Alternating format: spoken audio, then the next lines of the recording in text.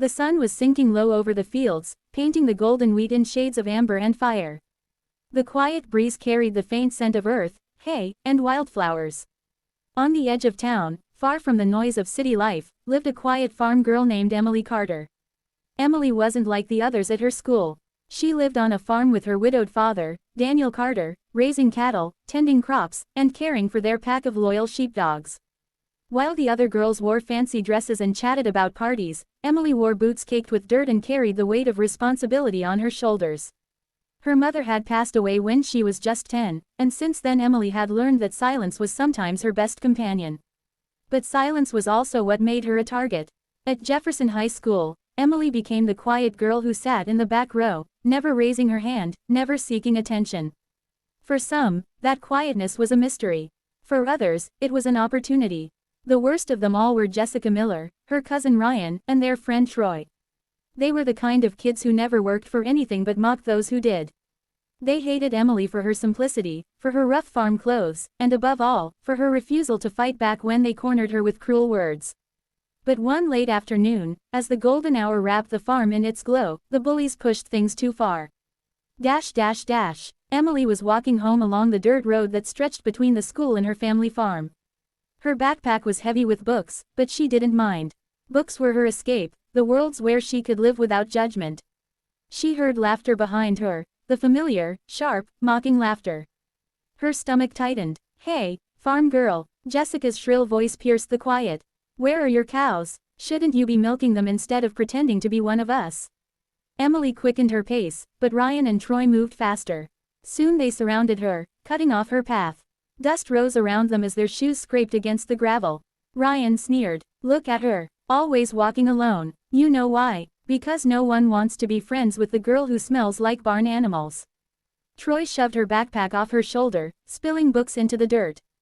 Emily bent down quickly to pick them up, blinking back tears.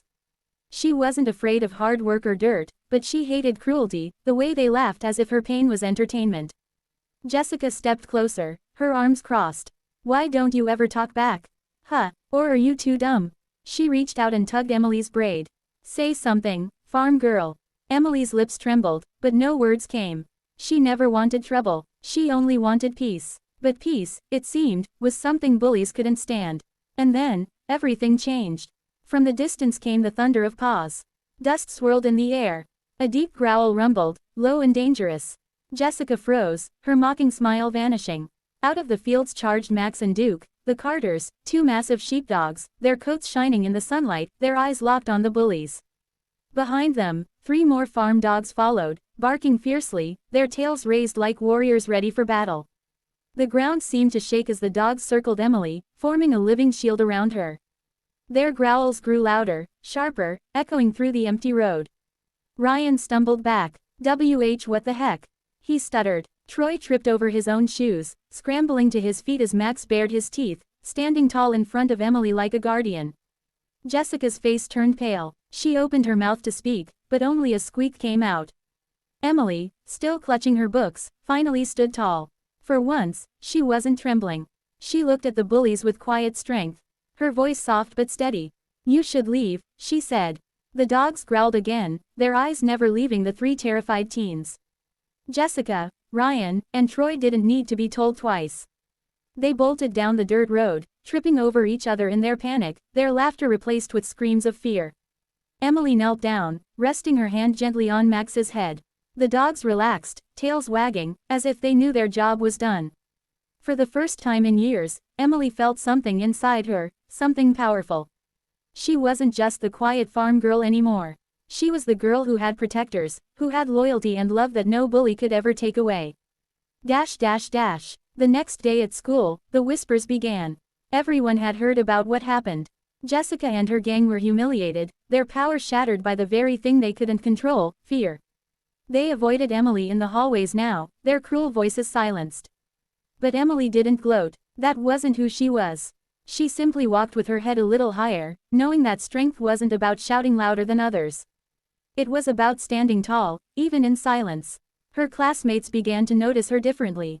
Some even came to sit beside her in the cafeteria. One girl, Sarah Jennings, leaned over and whispered, "Hey, I think it's pretty cool how brave you are." Emily smiled, a real smile, not the polite one she often wore. Maybe things were changing. At home that evening, Daniel Carter watched his daughter with quiet pride as she fed the dogs their dinner. "Your mom would be proud of you," he said softly. "You've got her courage." Emily stroked Max's fur, her heart swelling. She realized then that courage wasn't about fighting or yelling, it was about knowing who you were, about standing your ground with quiet strength, even when the world tried to tear you down.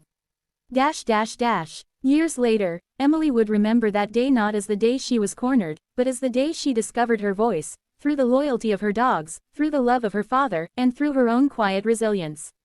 And whenever she walked down that dirt road again, with the golden fields waving in the wind and her dogs by her side, she carried a lesson that stayed with her forever. Sometimes, the quietest souls have the fiercest guardians. And sometimes, strength doesn't roar, it simply stands, unshakable, until cruelty learns its place.